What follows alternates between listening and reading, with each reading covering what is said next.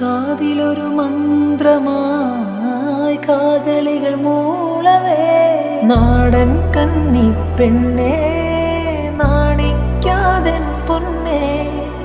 ആരും കേൾക്കാതുള്ള